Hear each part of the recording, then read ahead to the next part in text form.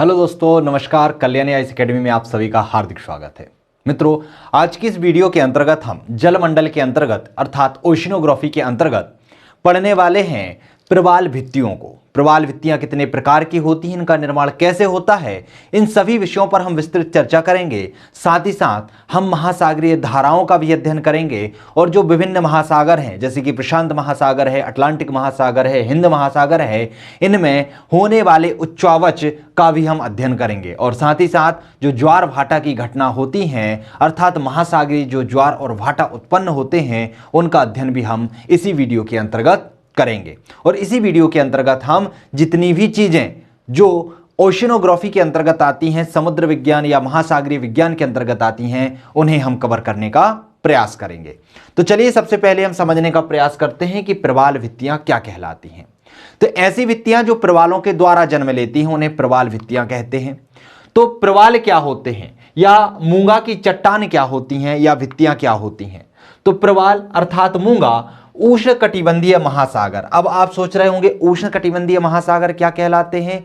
तो जो 30 डिग्री उत्तर और 30 डिग्री दक्षिण अक्षांशों के मध्य पाए जाते हैं। आप लोगों को पता होगा कि यहां पर विषुवत रेखा 0 डिग्री अक्षांश पर होती है, 23.5 डिग्री उत्तरी और 23.5 डिग्री दक्षिणी में कर्क और मकर होती है। तो कर्क के थोड़े से ऊपर यहां पर 30 डिग्री तक और मकर के थोड़े से नीचे यहां पर 30 डिग्री तक। अब इसके बीच का जो क्षेत्र होता है वह उष्णकटिबंधीय क्षेत्र माना जाता है। क्यों माना जाता है?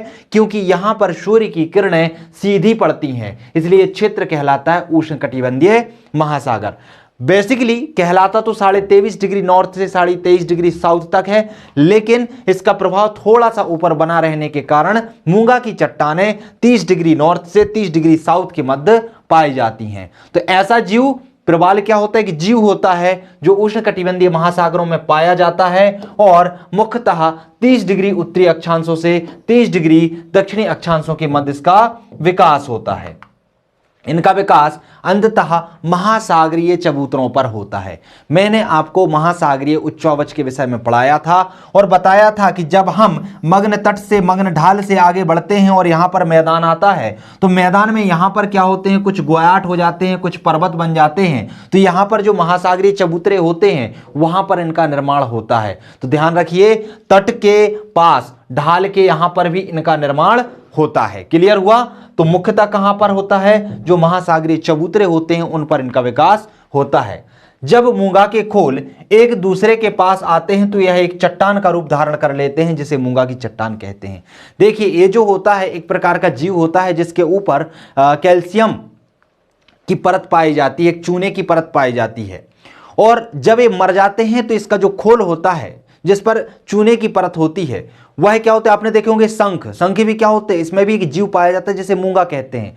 तो इसी तरीके के खोल होते हैं और इनमें एक प्रकृति पाई जाती है कि एक दूसरे के पास आकर रहते हैं। जब एक मूंगा मर जाता है तो दूसरा मूंगा उसी के खोल के ऊपर अपना जीवन यापन करने लगता है। फिर वो मूंगा मर जाता है तो ऐसी बहुत सारे मूंगे मरते जाते हैं और उनका खोल एक जगह जमा होता जाता है और आगे चलकर यही खोल जमा होते होते एक द्वीप के रूप में आगे हमें दिखाई देते हैं। इन्हें ही क्या कहते हैं, मूंगा की चट्टानें कहते हैं। यदि हम मूंगा चट्टानों की बात करें तो यह कई प्रकार की होती हैं। तो कई में कितने प्रकार की होती हैं, तो मुख्यतः 4 प्रकार की होती हैं। कौन कौन सी होती हैं हम समझ लेते हैं। तो उसमें एक होती है तटीय प्रवाल भित्ति, जिनका निर्माण तटों के पास में होता है, उन्हें तटीय प्रवाल भित्ति कहा जाता है।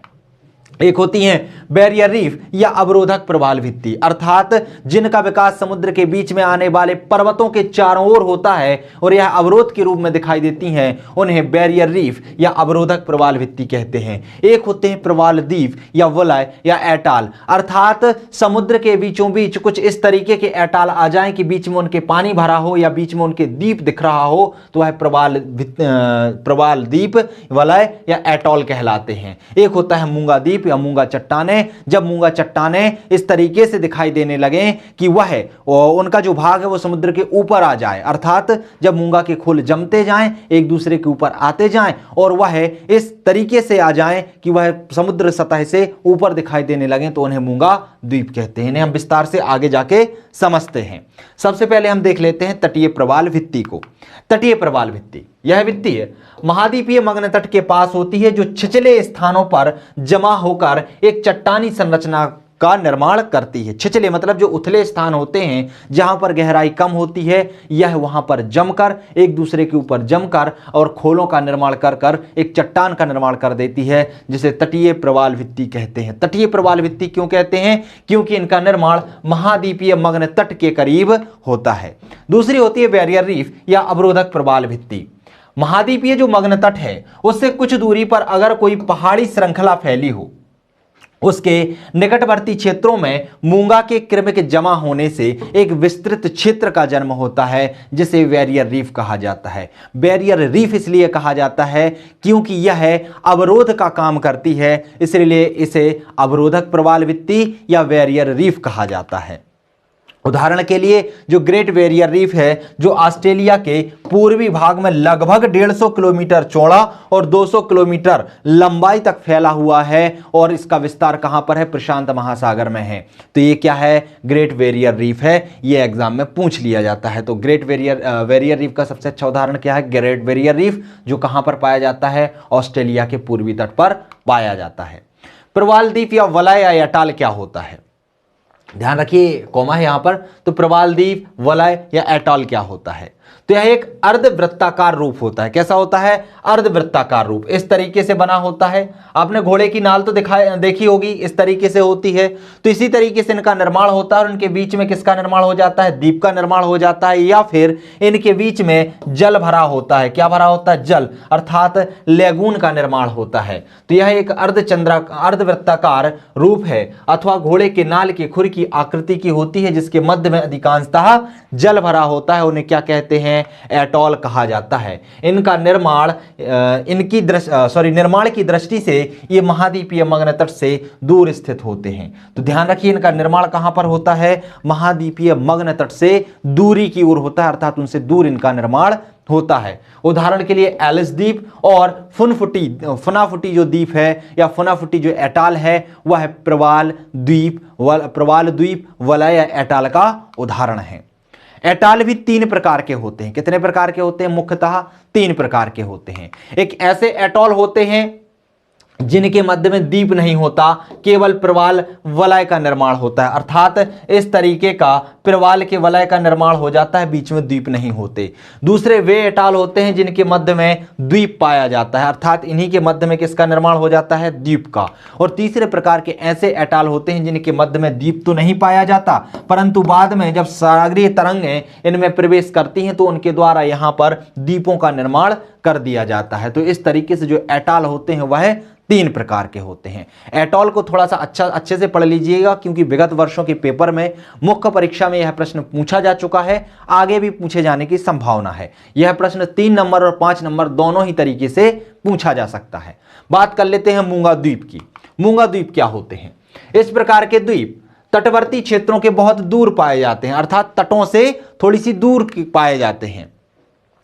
ये एक गोल आकृति के एक द्वीप के रूप में निर्मित होते हैं, जिसका आधार समुद्री पर्वत होते हैं, अर्थात समुद्र के तट से दूरी की ओर यदि यहां पर ग्याट हो या पर्वत हो, तो इन पर यदि मूंगा चट्टानें जमकर इस तरीके से समुद्र सतह के बाहर दिखाई देने लगे कि वह एक द्वीप के समान दिखाई दें, तो उन्हें क्या कहते हैं? मूंगा द्वीप कहते हैं। क्या कहते हैं? मूंगा द्वीप। ज्वारीय स्थिति में यह स्पष्ट रूप से दिखाई देते हैं। उदाहरण के लिए आप लक्षद्वीप को देख सकते हैं, जो अरब सागर में स्थित है, भारत के पश्चिम में जो लक्षद्वीप है वह मूंगा द्वीप का ही उदाहरण है। तो ध्यान रखिएगा, इनके उदाहरण आपको ध्यान रखना है कि बैरियर रीफ का उदाहरण ग्रेट बैरियर रीफ है, जो एटॉल है, वलय है, उसका उदाहरण फुनफुटी द्वीप है या फुनफुटी एटॉल है, और जो मूंगा द्वीप है इसका उदाहरण लक्षद्वीप है। क्लियर हुआ?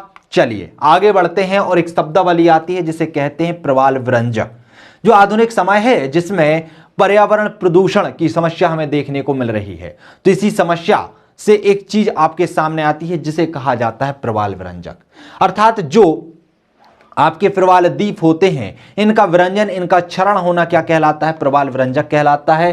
प्रवाल भित्ति जीवों में रंग का ह्रास, जो प्रवाल भित्ति जीव होते हैं उनके रंग का ह्रास होना ही क्या कहलाता है?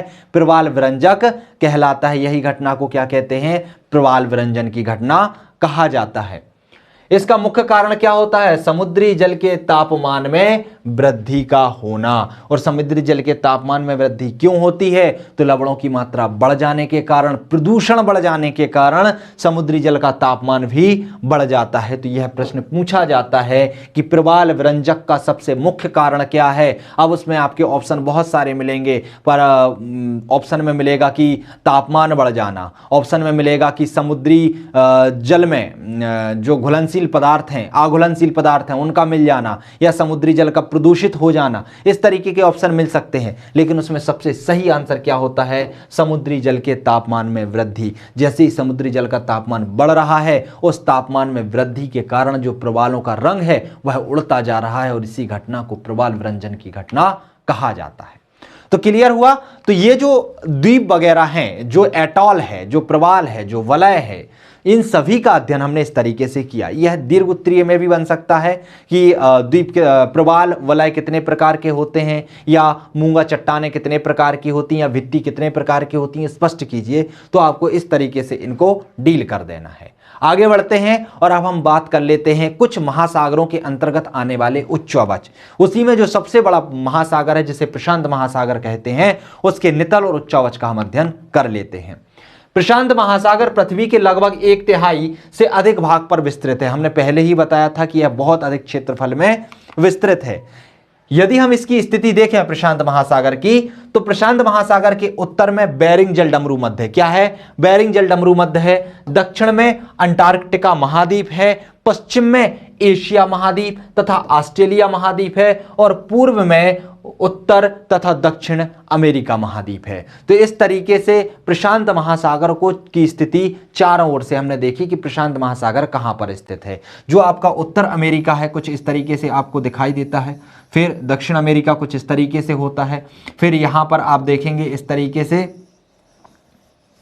यहाँ ऑस्ट्रेलिया आ जाता है, यहाँ पर जापान आ जाता है। तो इस तरीके से यहाँ पर जो होता है जलडमरू मध्य होती है, जो इन दोनों के बीच में, ये थोड़ा सा ही ऐसे आ जाएगा, तो यहाँ पर जलडमरू मध्य होता है। यहाँ पर क्या आ जाता है आपके दक्षिण में? अंटार्कटिका महाद्वीप आ जाता है। तो यहाँ पर जो स्थिति आपको दिखाई देती है उत्तर अमेरिका, दक्षिण अमेरिका, एशिया और ऑस्ट्रेलिया के मध्य में, उसे क्या कहा जाता है? प्रशांत महासागर कहा जाता है। तो जब आप प्रशांत महासागर, हिंद महासागर या अटलांटिक महासागर के नितल या उच्चवच का अध्ययन करेंगे, तो उसमें आपको बताना पड़ेगा कि ये कौन से स्थान पर आते हैं क्षेत्रफल में। दूसरा आपको बताना पड़ेगा कि इनकी स्थिति क्या है। आई होप आप लोगों ने प्रीलिम्स का अध्ययन बहुत अच्छे से किया होगा, और प्रीलिम्स के सिलेबस में स्पष्ट तौर पर लिखा हुआ है कि आपको वहां पर महाद्वीप, महासागरों का बहुत अच्छे से अध्ययन करना है। तो हम मैपिंग के आधार पर आपने अध्ययन किया होगा, तो आपको इन महासागरों की लोकेशन याद होगी। तो ये लोकेशन आपको याद होना चाहिए, ताकि आप इन चीजों को रटना ना पड़े, ये चीजें आप स्वतः ही उनको लिख पाएं।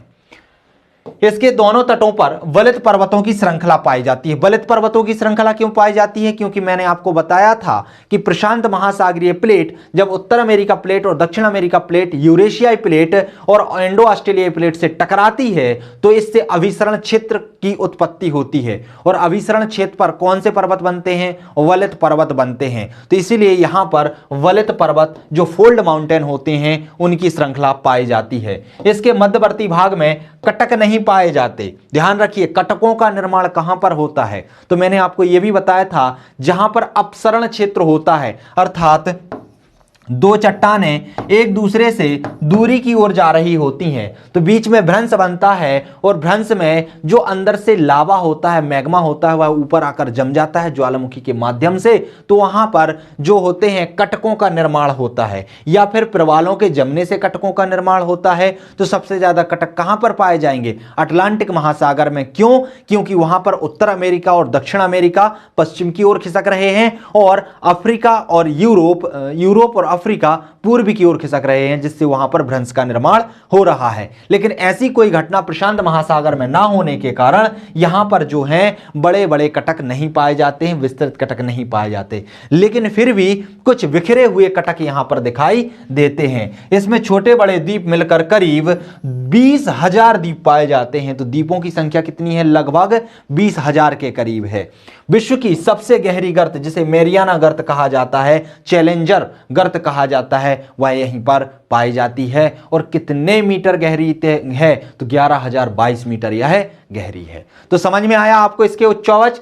और यदि हम बात करें प्रशांत महासागर उच्चौवच में, तो प्रशांत महासागर में जो निम्न तट होता है वह कम होता है, निम्न ढाल होता है वह कम होता है, और जो महासागरीय मैदान है उसका क्षेत्रफल सबसे ज्यादा होता है। यदि महासागरीय मैदानों का विस्तार देखें तो वह प्रशांत महासागर के नितल में सर्वाधिक मात्रा में पाया जाता है। क्लियर हुआ? चलिए आगे बढ़ते हैं, अगले महासागर को देखते हैं जिसे कहते हैं हिंद महासागर। तो हिंद महासागर के नितल और उच्चौवच की बात करें तो यह क्षेत्रफल की दृष्टि से तीसरा स्थान रखता है। कौन सा स्थान रखता है? तीसरा स्थान रखता है। दूसरे पे कौन आता है? अटलांटिक महासागर आता है, और तीसरे पे आता है हिंद महासागर। इसका उत्तरीय किनारा विकसित ना होकर कटा फटा है, इस कारण इसे अर्ध महासागर कहा जाता है। क्या कहा जाता है? अर्ध महासागर कहा जाता है। इसमें भारत के कन्याकुमारी से लेकर अंटार्कटिका तक सतत रूप से जलमग्न कटक पाए जाते हैं, अर्थात इसमें कटकों की संख्या पाई जाती है, जिनमें शकोत्रा, सेशेल्स, कार्लसबर्ग और प्रिंस एडवर्ड आदि प्रमुख हैं। तो ये क्या है? यहां पर पाए जाने वाले कटक हैं, तो ये पूछे जा सकते हैं। तो ये आपको ध्यान रखना है कि शकोत्रा, सेशेल्स, कार्लसबर्ग और प्रिंस एडवर्ड कटक कहां पर पाए जाते हैं? तो यह हिंद महासागर में पाए जाते हैं। जो कार्लसबर्ग कटक अरब सागर को दो बराबर भागों में बांटता है। इसमें अनेक महासागरीय गर्त भी विद्यमान होते हैं, जिनमें जो सुंड्रा गर्त है या डायमेंटीना गर्त है यह प्रमुख हैं, और जो सुंड्रा गर्त है वह हिंद महासागर की सबसे गहरी गर्तों में से एक है, अर्थात सबसे गहरी गर्त है। बात करते हैं अटलांटिक महासागर के नितल और उच्चौवच। तो अटलांटिक महासागर, यह महासागर अंग्रेजी के एस अक्षर के आकार का दिखाई देता है, और मैं आपको पहले की वीडियो में बता चुका हूं कि इस महासागर का निर्माण कैसे हुआ। इस महासागर का निर्माण उत्तरी अमेरिका प्लेट, दक्षिणी अमेरिका प्लेट के पश्चिम की ओर खिसकने तथा यूरोपियाई प्लेट और अफ्रीकन प्लेट के पूर्व की ओर खिसकने के कारण एस आकार की आकृति के इस महासागर का निर्माण हुआ है। यह उत्तर की अपेक्षा दक्षिण में अधिक चौड़ा है, अर्थात उत्तर में यह कम चौड़ा है और दक्षिण में यह अधिक चौड़ा है। इसकी सबसे बड़ी विशेषता इसके मध्य अटलांटिक कटक है, जो उत्तर में आइसलैंड से लेकर दक्षिण में बोवेड द्वीप तक विस्तृत है। ध्यान रखिएगा, यहां पर हमने इनको 5 नंबर के हिसाब से तैयार किया है। क्यों? क्योंकि प्रॉपर तरीके से अटलांटिक महासागर के नितल आपसे 200 शब्दों में नहीं पूछे जाएंगे। या तो पूछा जाएगा महासागरीय नितल या उच्चौवच को स्पष्ट कीजिए, और उसमें आपको प्रशांत महासागर, अटलांटिक महासागर और हिंद महासागर के लिखने होंगे। और यदि वाय द वे आपसे पूछ लिया जाए कि 200 शब्दों में अटलांटिक महासागर के नितल ही लिखिए, तो आपको अटलांटिक महासागर की वहां पर स्थिति बता देना है कि अटलांटिक महासागर कहां कहां पर पाया जाता है, जिस तरीके से हमने प्रशांत महासागर में स्थिति उनकी देखी थी। उसके बाद इसमें पाए जाने वाले ज्वालामुखी, कटक, द्वीपों के नाम भी हम लिख देंगे। क्लियर है? लेकिन ऐसे प्रश्न पूछे जाने की संभावना ना के बराबर है। यह प्रश्न या तो 200 शब्दों में पूछा जाएगा तो संपूर्ण रूप में पूछा जाएगा, वरना एक एक जो नितल पूछे जाएंगे तो 5 नंबर में ही पूछे जा सकते हैं। तो इसकी सबसे बड़ी विशेषता क्या है? तो सबसे बड़ी विशेषता है इसके मध्य में अटलांटिक कटक का निर्माण होना। और वो क्यों हुआ है? क्योंकि इसके बीच में जब दोनों प्लेटें चारों प्लेटें, जो उत्तर अमेरिका प्लेट है, दक्षिण अमेरिका प्लेट है, यूरोपीय प्लेट है और ऑस्ट्रेलियाई प्लेट है, एक दूसरे से दूरी की ओर चल रही हैं, और दूरी की ओर चलने के कारण इनके मध्य में भ्रंश का निर्माण हो रहा है, और इसी भ्रंश से पृथ्वी के अंदर गर्भ में जो तप्त मैग्मा है वह धरातल पर आ जाता है, और धरातल पर आने के कारण ज्वालामुखी उत्पन्न होते हैं, और इन्हीं ज्वालामुखी के जमने से, ज्वालामुखी के द्वारा निकलने वाले मैग्मा या लावा के जमने से किसका निर्माण होता है? इन कटकों का निर्माण होता है। यह अटलांटिक को 2 विस्तृत द्रोणियों में बांटता है। कौन कौन से? तो अटलांटिक महासागर में बहुत सारे कटकों का निर्माण होता है। देख लेते हैं हम कौन कौन से कटक इसमें आते हैं। तो डॉल्फिन कटक आता है जो इसके उत्तरीय भाग में है। चैलेंजर कटक आता है जो इसके दक्षिणीय भाग में है। जो अटलांटिक महासागर है इसकी आकृति एस आकार की है, और इसको 2 भागों में कटक बांटते हैं। जो उत्तरी ओर कटक पाए जाते हैं उसे डॉल्फिन कटक कहा जाता है, और जो दक्षिण ओर कटक पाए जाते हैं उसे क्या कहा जाता है? उसे कहा जाता है चैलेंजर कटक। ओजार्स कटक की बात करते हैं तो ओजार्स कटक इसमें पाया जाता है, बाल्विस कटक इसमें पाया जाता है। तो ये प्रमुख कटक इसके अंतर्गत पाए जाते हैं। रचनात्मक किनारा होने के कारण इसमें जो गर्त हैं महासागरीय वह पाए जाते हैं, लेकिन वह बहुत कम पाए जाते हैं। फिर भी कुछ गर्त हैं, उन गर्तों को हम देख लेते हैं कौन कौन से गर्त अटलांटिक महासागर के अंतर्गत पाए जाते हैं। तो इसमें प्यूर्टो गर्त पाई जाती है जो कि यहाँ की सबसे गहरी गर्त है। रोमांच गर्त पाई जाती है, सैंडविच गर्त पाई जाती है। ध्यान रखिए, यहां पर एक प्रश्न पूछा जाता है कि टेलीग्राफ का पठार क्या है? तो अटलांटिक महासागर में 55 डिग्री उत्तरी अक्षांश के आसपास यह जो महासागर है बहुत अधिक चौड़ा हो जाता है। इस कारण यहां पर एक पठार का निर्माण हुआ है जिसे टेलीग्राफ का पठार कहा जाता है। तो यदि टेलीग्राफ का पठार पूछा जाए तो आप लिख सकते हैं कि अटलांटिक महासागर 55 डिग्री उत्तरी अक्षांश पर बहुत चौड़ा हो जाता है जिसे टेलीग्राफ के पठार के नाम से जाना जाता है। ये 3 नंबर में पूछे जाने की संभावना है, इसलिए इसको आप याद रखिएगा। चलिए अब हम बात कर लेते हैं महासागरीय धाराओं की। देखिए महासागरीय धाराएं बहुत सारी होती हैं, लेकिन यह प्रीलिम्स की दृष्टि से पढ़ने के लिए महत्वपूर्ण होती है कि कौन सी गर्म जलधारा है पानी की, कौन सी ठंडी जलधारा है।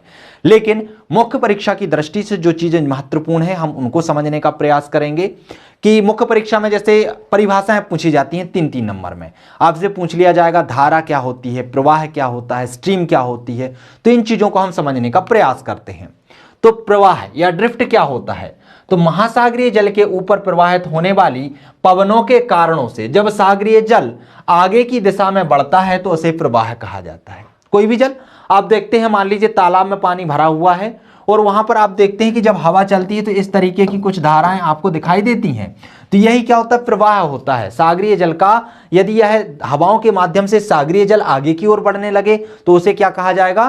प्रवाह कहा जाएगा। क्लियर हुआ?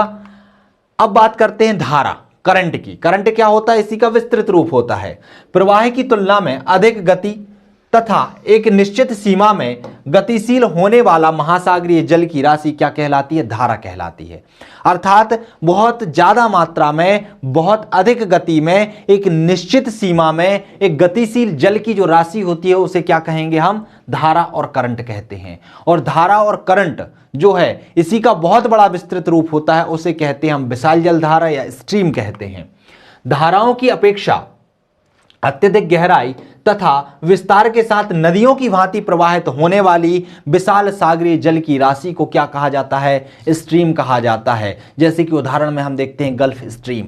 तो गल्फ स्ट्रीम की जो जलधारा है वह जलधारा का ही विस्तृत रूप है जो बहुत गहराई में, बहुत तीव्र गति से आगे की ओर बढ़ता है। तो क्लियर है? अब यहां पर जो गर्म जलधाराएं और ठंडी जलधाराएं हैं वो आप प्रीलिम्स में पढ़ते हैं, तो वहां पर आपको इनको थोड़े से अच्छे से पढ़ लेना है, क्योंकि 3 नंबर में कोई भी जलधारा आपसे लिखने के लिए पूछी जा सकती है।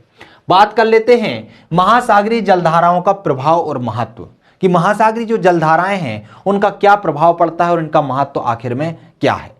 तो दोस्तों यदि हम महासागरीय जलधाराओं की बात करते हैं तो महासागरीय जलधाराओं के 2 प्रकार के प्रभाव पड़ते हैं। सकारात्मक प्रभाव भी पड़ते हैं और नकारात्मक प्रभाव भी पड़ते हैं। दोनों को हम मिक्स तरीके से पढ़ने का प्रयास करेंगे। आप चाहो तो इन्हें अलग अलग तरीके से लिख सकते हो कि नकारात्मक प्रभाव क्या है और सकारात्मक प्रभाव क्या है। चलिए मिक्स रूप से हम समझने का प्रयास करते हैं। तो यह पृथ्वी की क्षैतिज ऊष्मा संतुलन को बनाए रखने में महत्वपूर्ण भूमिका निभाती हैं। 2 महासागरीय जलधाराएं ये 2 प्रकार की होती हैं, एक ठंडी जलधाराएं होती हैं और एक गर्म जलधाराएं होती हैं। जब यह एक स्थान से दूसरे स्थान की ओर प्रवाहित होती हैं तो यह जहां पर गर्म स्थान होता है तो वहां पर ठंडी जलधाराएं पहुंचकर वहां का स्थान को, वहां के तापमान को गिरा देती हैं। उसी तरीके से जहां पर तापमान कम है वहां पर गर्म जलधाराएं पहुंचकर वहां के तापमान को बढ़ा देती हैं। अर्थात जो पृथ्वी का जो क्षैतिज ऊष्मा संतुलन है उसको नियंत्रित रखने या उसको बनाए रखने में ये जलधाराएं क्या करती हैं? महत्वपूर्ण भूमिकाएं निभाती हैं। गर्म जलधाराओं के ऊपर चलने वाली हवाएं नमी को धारण कर प्रवाहित होती हैं और वर्षा कराती हैं। ध्यान रखिएगा जहां जहां पर गर्म जलधाराएं प्रवाहित हो रही हैं वहां पर आप देखिएगा कि बहुत ज्यादा वर्षा होती है। कैसे होती है? क्योंकि जब गर्म जलधाराएं आगे बढ़ती हैं तो वह सागरीय जल को वाष्प में परिवर्तित कर देती हैं और इनके ऊपर जो पवनें गुजर रही होती हैं वह इस जल को क्या कर लेती हैं? इस वाष्प को अवशोषित कर लेती हैं और अपने अंदर समाहित कर लेती हैं। और जब यह स्थल भाग में पहुंचती हैं तो वहां पर भारी मात्रा में वर्षा कराती हैं। लेकिन जो ठंडी जलधाराएं होती हैं वह वर्षा को रोकती हैं। इसी कारण आप देखेंगे कि जो जहां जहां से ठंडी जलधाराएं गुजरती हैं वहां पर मरुस्थलों का निर्माण होता है। किसका निर्माण होता है? मरुस्थलों का। ध्यान रखिएगा मरुस्थल जरूरी नहीं है कि उष्णकटिबंधीय ही हो, शीतोष्ण कटिबंधीय मरुस्थल भी होते हैं।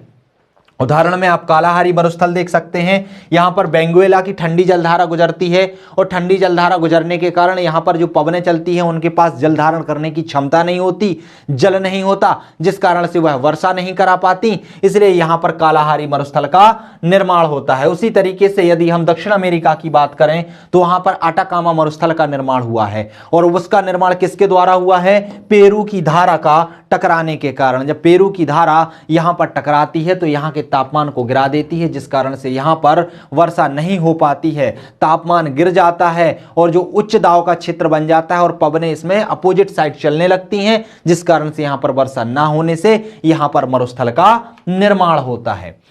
अगली विशेषता देखते हैं, अगला महत्व देखते हैं कि गर्म एवं ठंडी जलधाराओं के मिलने से कुहासा उत्पन्न होता है। क्या उत्पन्न होता है? कुहासा। अब इससे बहुत सारी सकारात्मक और नकारात्मक दोनों तरीके की चीजें होती हैं।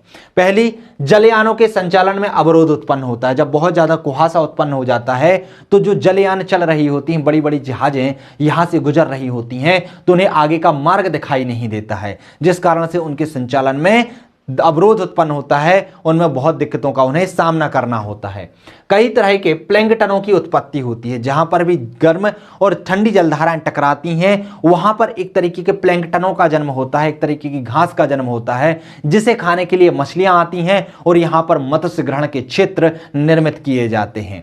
गर्म धाराओं के प्रवाह के कारण ध्रुवीय बंदरगाह साल भर खुले रहते हैं। कैसे खुले रहते हैं? साल भर खुले रहते हैं। जो गर्म जलधाराएं होती हैं वो बर्फीले क्षेत्र को पिघला देती हैं और वहां के जो बंदरगाह हैं वो उन्हें आवागमन हेतु चालू कर देती हैं, आवागमन हेतु सुविधाएं प्रदान करती हैं। उदाहरण के लिए जो रूस का मुर्मुस्क बंदरगाह है उसे खोल देती हैं।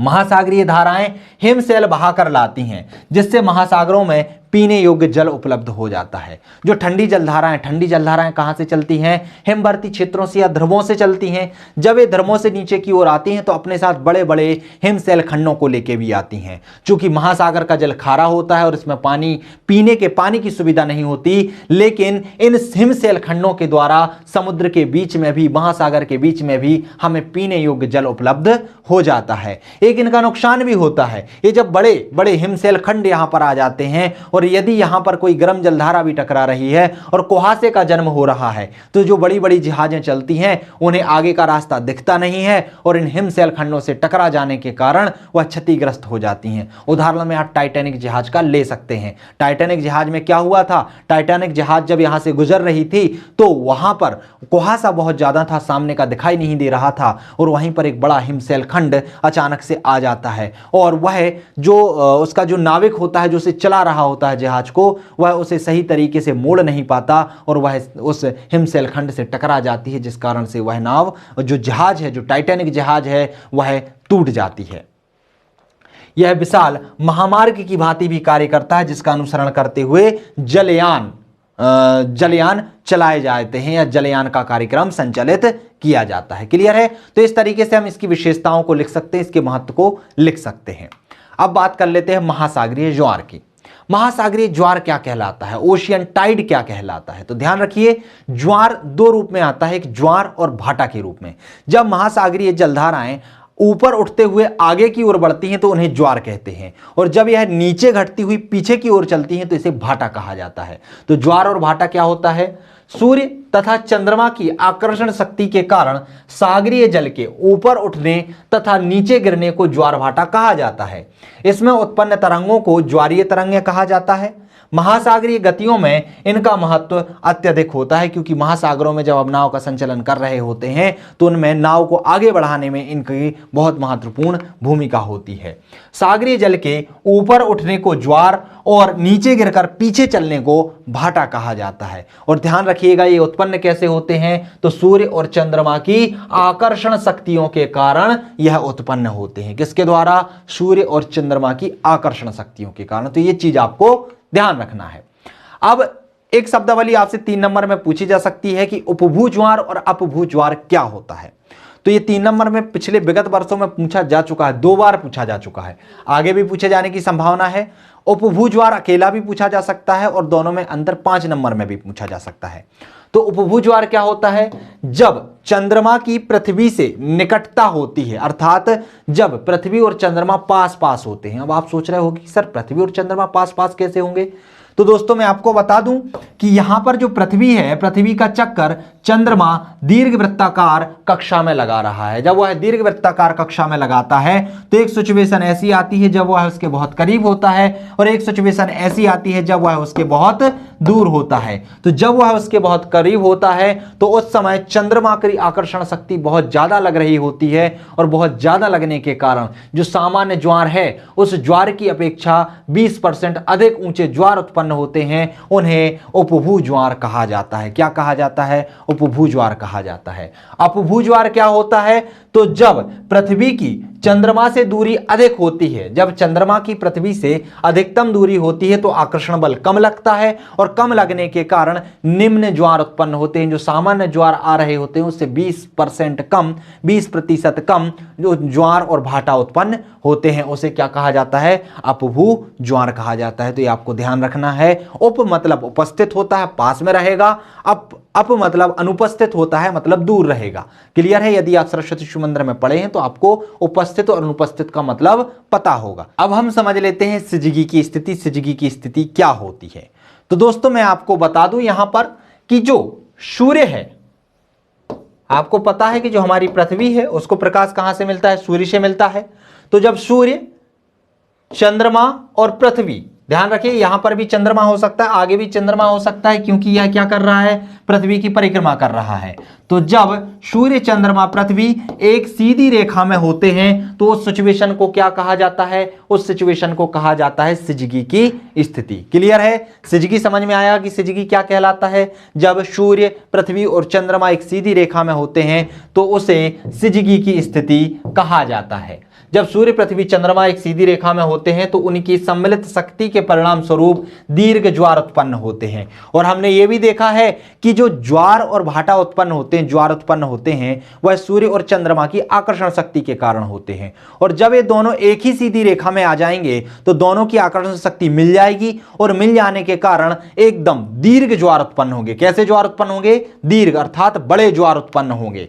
यह स्थिति क्या कहलाती है? सिजगी की कहलाती है। ऐसा पूर्णिमा और अमावस्या को होता है। कब कब होता है? पूर्णिमा और अमावस्या को होता है। मैं आपको बता देता हूं कि पूर्णिमा और अमावस्या क्यों होती है, और चंद्र ग्रहण और सूर्य ग्रहण भी क्यों होता है। या तो आप लोगों ने प्रीलिम्स में इसमें को पढ़ा होगा और नहीं पढ़ा है तो मैं आपको फिर से बता देता हूं। देखिए 2 सिचुएशन होती हैं, और दोनों ही सिचुएशन किसकी होती हैं? सिजगी की होती हैं। समझ लीजिए, हमारी पृथ्वी को प्रकाश किससे मिलता है? सूर्य से मिलता है। सूर्य क्या है? एक तारा है, और तारा होने के कारण उसमें नाभिकीय संलयन की क्रिया होती है जिसमें स्वयं का प्रकाश होता है।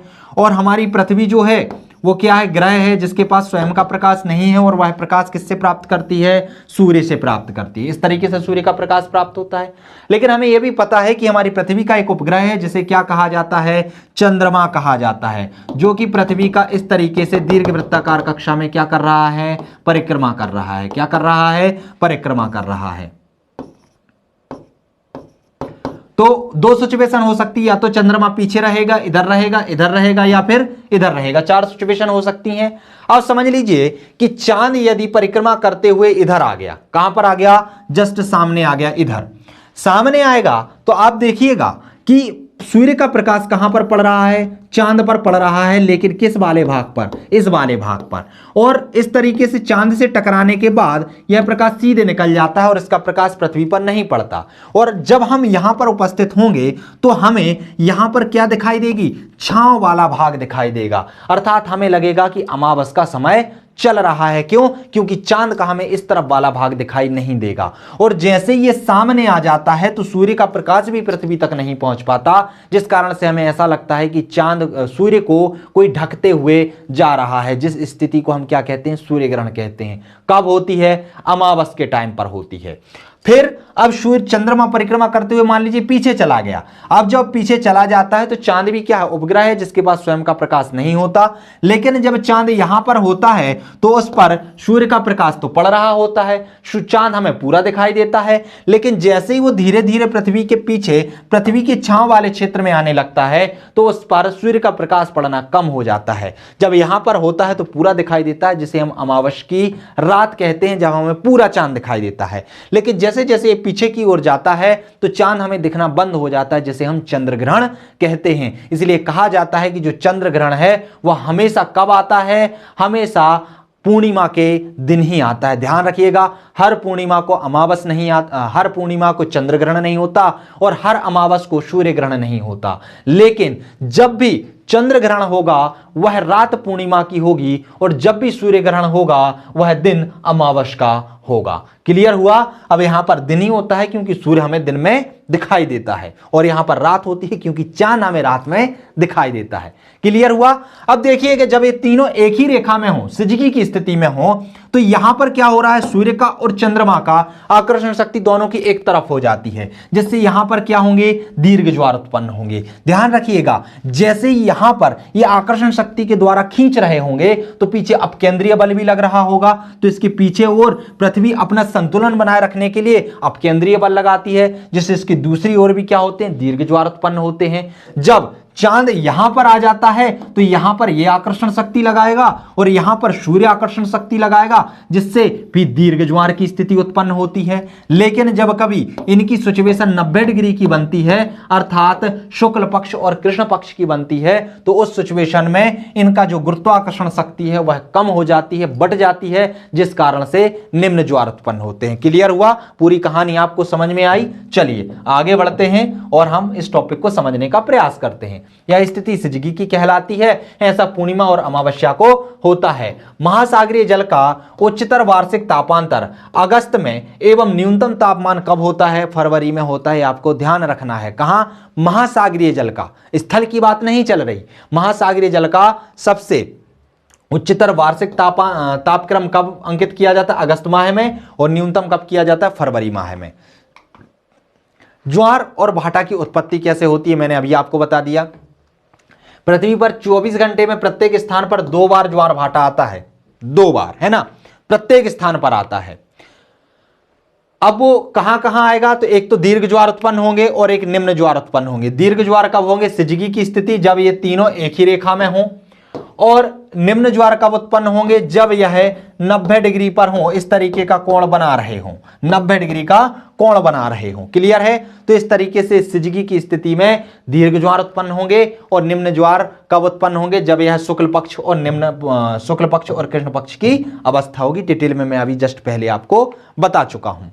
ज्वार प्रतिदिन 2 बार आते हैं, एक बार चंद्रमा के आकर्षण के कारण तथा दूसरी बार पृथ्वी के अपकेंद्रीय बल के कारण। मैंने अभी आपको बताया कि एक तरफ से ये खींचेगा तो पृथ्वी अपने संतुलन बनाने के लिए दूसरी ओर अपकेंद्रीय बल लगाएगी, जिस कारण से एक तरफ तो चंद्रमा के खींचने के कारण ज्वार आता है और एक तरफ पृथ्वी के अपकेंद्रीय बल के कारण ज्वार आता है।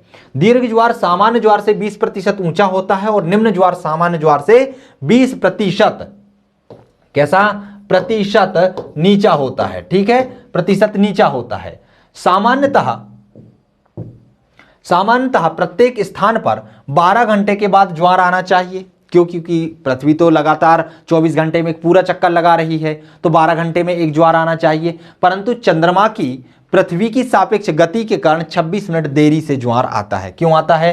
क्योंकि जो सूर्य है, पृथ्वी है, यह तो इसका इस तरीके से चक्कर लगा रही है, लेकिन चांद इस तरीके से चक्कर लगा रहा है, तो कभी इधर से गुजर जाता है, कभी इधर से गुजर जाता है, कभी इधर से गुजर जाता है, कभी इधर से गुजर जाता है। तो इस तरीके से यह पृथ्वी की परिक्रमा करता रहता है, जिस कारण से सिजगी की स्थिति नहीं बन पाती है और यह जो आकर्षण शक्ति है यह सही तरीके से नहीं लग पाती, जिस कारण से क्या होता है, जिस कारण से जो 26 मिनट देरी से ज्वार आते हैं। विश्व का सबसे ऊंचा ज्वार कहां पर आता है, संयुक्त राज्य अमेरिका में फंडी की खाड़ी में आता है, जो 15 से 18 मीटर ऊंचा होता है। आपको ध्यान रखना है। भारत में सबसे ऊंचा ज्वार कहां पर आता है, तो यह गुजरात के ओखा तट पे आता है, जो 2.7 मीटर तक ऊंचा हो सकता है। इंग्लैंड का जो दक्षिणीय तट है उस पर जो साउथैम्पटन है उस पर प्रतिदिन 4 बार ज्वार आते हैं। कितनी बार आते हैं? 4 बार आते हैं। 2 बार उत्तरी सागर के होने के कारण आते हैं और 2 बार इंग्लिश चैनल के कारण आते हैं। इस प्रकार यहां पर जो साउथैम्पटन है वहां पर 4 बार ज्वार दिन में आते हैं। अब बात कर लेते हैं हम कि आखिर ज्वार भाटा के लाभ क्या क्या होते हैं। तो हमने देखा है कि ज्वार क्या कहलाते हैं? आगे बढ़ती हुई लहरें जब आगे बढ़ती हैं ऊपर उठती हुई, और जब नीचे घटती हुई लहरें पीछे की ओर जाती हैं तो इन्हें ज्वार और भाटा कहा जाता है। तो जब ये लहरें तट की ओर जाएंगी तो तट से टकराएंगी। जब तट से टकराएंगी तो तट के जो तटों पर नदियों के द्वारा लाया गया मलबा होगा उसको यह खींच के समुद्र के अंदर ले जाएंगी। तो तटों की क्या कर देती हैं? ये सफाई भी कर देती हैं। नदियों द्वारा बहाकर लाए गए अवसादों का यह बहाकर समुद्र में ले जाती हैं, जिससे क्या हो जाता है? बंदरगाह गाद मुक्त हो जाते हैं। यह ज्वारीय ऊर्जा का प्रमुख केंद्र भी होती हैं। साथ ही साथ ज्वारों के द्वारा आने से यहां पर बहुत सारी स्थलाकृतियों का भी निर्माण हो जाता है। तो इस तरीके से इसके लाभ बहुत सारे हैं। क्लियर हुआ? तो यह हुआ हमारा जो समुद्र विज्ञान है उसके अंतर्गत आने वाले संपूर्ण सिलेबस। तो समुद्र विज्ञान के अंतर्गत जो भी टॉपिक आपके सिलेबस में थे वो हमने कवर करने का प्रयास किया। तो इस वीडियो में दोस्तों इतना ही। इसके साथ ही आपका स्थल मंडल और जो जल मंडल है ओशनोग्राफी खत्म हो जाती है। अब हम अगले वीडियो में समझने का प्रयास करेंगे जो आपके इसमें खनिज दिए गए हैं और अयस्क दिए गए हैं उनको समझेंगे। फिर उसके अगले वाली वीडियो में जो आपसे जीवाश्म में पूछा गया है और उसी के अंतर्गत जो कोयला है, प्राकृतिक गैसें हैं, जो आपके सिलेबस में चीजें लिखी हुई हैं उनको समझने का हम प्रयास करेंगे। तो दोस्तों मिलते हैं अगले वीडियो में अगले टॉपिक के साथ। तब तक आप बने रहिए हमारे साथ। तब तक के लिए नमस्कार।